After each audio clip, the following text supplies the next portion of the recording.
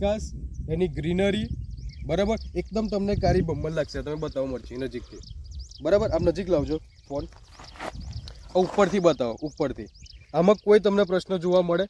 બરાબર એકદમ ગ્રીન, એની ક્વોલિટી સારી. આ તમે પાન જુઓ, બરાબર એકદમ ખુમાસવાળું. કોઈ આમાં તમને કોકડવાટ કે કોઈ પ્રશ્ન જોવા મળે નહીં. આ કેટલા દિવસની મરચી છે તમારી? નમસ્કાર મિત્રો, તો આજે હું તમને જે લઈને આવ્યો છું જેને કહેવાય મરચી. ઓકે, તો મરચીની અંદર એક આપણને સુપર પરિણામ મળી આવ્યું છે. ઓકે, કેમ કે અત્યારે જે મરચીની સિઝન ચાલુ છે, મરચીની સિઝનની અંદર ઘણા લોકોને ખેડૂતોને પ્રશ્નો હોય છે કે ભાઈ મરચીમાં કોકડવાટ આવો, છોડ સુકાઈ જવો, ઈયળ પડવી, જોવે એવો વિકાસ ના થવો. તો આપણા જે ખેડૂત મિત્ર છે એમને આપણી જય પરિવર્તનની પ્રોડક્ટનો ઉપયોગ કર્યો છે. બરાબર, શું એમને પ્રશ્ન હતો, શું એમને રિઝલ્ટ આવ્યું છે એ આપણે એમના મુખેથી સાંભળીશું. તો શું નામ સાહેબ તમારું? રાજુભાઈ ભીખાભાઈ રબારી. રાજુભાઈ ભીખાભાઈ રબારી. રબારી. આ તમારો તાલુકો કયો લાગે? સંખેડા. થોડુંક મોટેથી બોલજો. કયો તાલુકો? સંખેડા. જિલ્લો? છોટાઉદેપુર. છોટા ઉદેપુર. બરાબર. આ તમારે કેટલા વીઘામાં છે મરચી? 1.25 વીઘો થઈ. 1.25 વીઘો. આ 1.25 વીઘાની અંદર એમની મરચી છે. આ પહેલું તમે આ મરચી બતાવો છેક સુધી.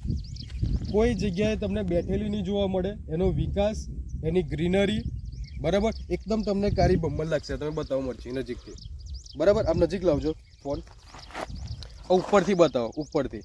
આમાં કોઈ તમને પ્રશ્ન જોવા મળે? બરાબર એકદમ ગ્રીન, એની ક્વોલિટી સારી. આ તમે પાન જુઓ, બરાબર એકદમ ખુમાસવાળું. કોઈ આમાં તમને કોકડવાટ કે કોઈ પ્રશ્ન જોવા મળે નહીં. આ કેટલા દિવસની મરચી છે તમારી? 1.5 મહિના થયા. 1.5 મહિના જેવું થયું. બરાબર. હવે આની અંદર તમે આપણી આ જય પરિવર્તનની પ્રોડક્ટનો ઉપયોગ નહોતો કર્યો, એની પહેલાં પ્રશ્ન શું હતો? વિકાસ હતો છોડનો. કેટલા છોડ હતા? એટલે કેટલા? એની હાઈટ કેટલી હતી? નાની હતી. અને અત્યારે હાઈટ કેવી થઈ? 6 દિવસમાં ખાસો વિકાસ થઈ ગયો. બરાબર. કેટલા ટાઈમ થયો ડ્રિંચિંગ કરે? 6 દિવસ થયા. કઈ કઈ વસ્તુનું ડ્રિંચિંગ કર્યું બતાવો તો. ભૂમિ. આ બે વસ્તુ, આ બે વસ્તુ આપણી જે છે સોઇલ પાવર અને ભૂમિ પરિવર્તન, આ બે વસ્તુનું તમે ડ્રિંચિંગ કર્યું. કેટલી વાર કર્યું? એક જ વાર. અને કેટલો ટાઈમ થયો આમાં ડ્રિંચિંગ કરે? 6 દિવસ. 6 દિવસમાં રિઝલ્ટ કેવું આવ્યું? 1 નંબર. 100%. હા બરાબર. વિકાસ એનો કેવો છે? બેસ્ટ. બરાબર. તો આ તમે આ છોડ બતાવી શકો. પહેલું તમે જો મરચીના છોડ, જે એમને કીધું કે પહેલાં મરચી કેવી હતી? નાની.